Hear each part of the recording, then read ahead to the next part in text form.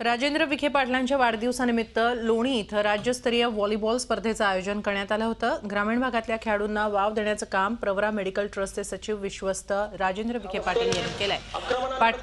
लोणी येथे भरवण्यात आलेल्या या स्पर्धेचं उद्घाटन छत्रपती संभाजीराजे यांच्या हस्ते आणि अभिनेत्री हेमलता बने यांच्या उपस्थितीत पार पडला। राज्यातल्या नावाजलेल्या संघांबरोबर अहमदनगरमधल्या निवासा, प्रवरा, फतेहाबाद इथल्या संघांनी या स्पर्धेत सहभाग घेतला।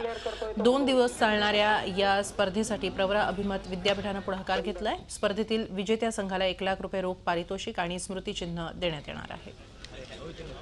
यावर्षी एक नवीन उपक्रम म्हणून आपण हे राज्यस्तरीय व्हॉलीबॉल स्पर्धा घ्यायच्या ठरवल्यात आणि महाराष्ट्र व्हॉलीबॉल असोसिएशनने आपल्याला त्याला मान्यता दिली आणि आता आपण ह्या स्पर्धा दरवर्षी वाढदिवसानिमित्त आपण भरणार आहोत।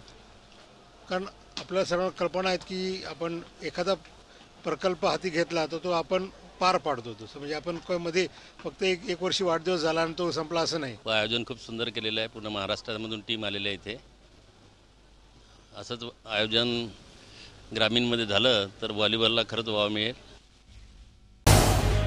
झी 24 तास रहा एक पाऊल पुढे।